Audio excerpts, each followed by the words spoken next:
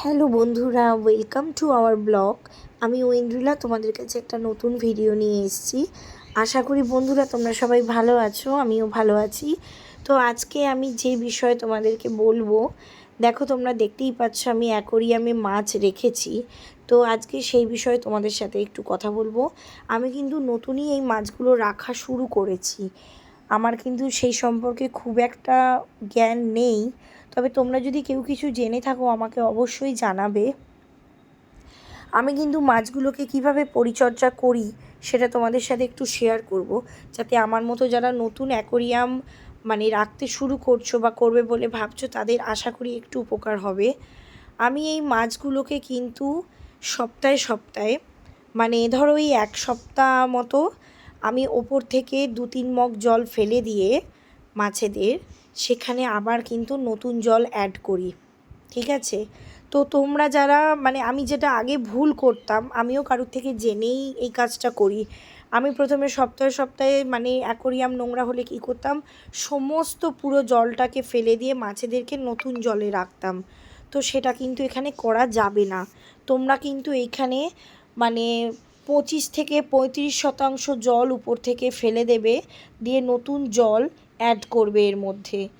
আর এইখানে যে ফিল্টারটা লাগানো রয়েছে দেখতে পাচ্ছ, একটা অক্সিজেনের একটা ফিল্টারটা কিন্তু 15 দিন অন্তর তোমরা ওটাকে মাছেদের যে জল তোমরা তুলে ফেলছো সেই জলেতেই কিন্তু ফিল্টারটাকে তোমরা পরিষ্কার করবে।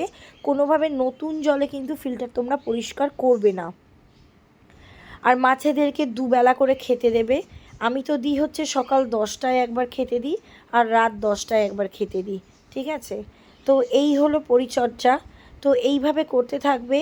আর যখন দেখবে অ্যাকোরিয়ামের গাটা খুবই নোংরা হয়ে গেছে, তখন কিন্তু যেহেতু আমাদের এটা 1-1.5 ফুটের মতো অ্যাকোরিয়াম, তো আমি অ্যাকোরিয়ামটা মাসে একবার আমি পরিষ্কার করে দিই।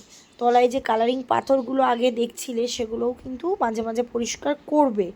কিন্তু অ্যাকোরিয়ামটা পরিষ্কার করলেও যে সব জলটা ফেলে দিয়ে নতুন জলে মাছ রাখবে এমনটা কিন্তু করো না। যেরমভাবে বললাম ওরকমই মাছের জলকে ডিভাইড করে তোমরা জল মিশিয়ে মাছকে রাখবে, তাহলে কিন্তু মাছ এখানে ভালো থাকবে, ঠিক আছে? তো এটা যদি তোমাদের উপকারে আসে তোমরা অবশ্যই করো, কারণ আমি তো নতুন অ্যাকোরিয়াম রাখা শুরু করেছি, মাছ রাখা শুরু করেছি। তো সেই কারণে আমি প্রথম জানতাম না। বেশ কিছু মাছ আমি যখন এনে রাখতাম তখন কিন্তু বেশ কিছু মাছ আগে মারাও গেছে। তো আমি বুঝতে পারছিলাম না যে মাছগুলো কেন মরে যাচ্ছে, বেশি খেয়ে ফেলছে নাকি আমি খাবার বেশি দিয়ে ফেলছি।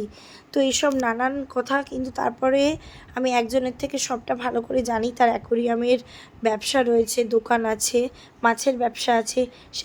সে খুব পরিচিতি, সে সবটা ভালো করে জানায়। তো তাতে আমার অনেকটা উপকারই হয়। তো সেই কারণে আমি তোমাদেরকেও এই বিষয় সমস্তটা জানালাম। যদি তোমাদের ভালো লেগে থাকে অবশ্যই তোমরা একটা লাইক সাবস্ক্রাইব করবে চ্যানেলটাকে। আর তোমরা যদি নতুন কিছু জেনে থাকো মাছেদের সম্পর্কে, যে কি করলে আরও বেশি বেটার হয়, মাছ কী করে হেলদি থাকবে, অবশ্যই আমাকে জানাবে। তো আজকের মতো এখানেই শেষ করলাম।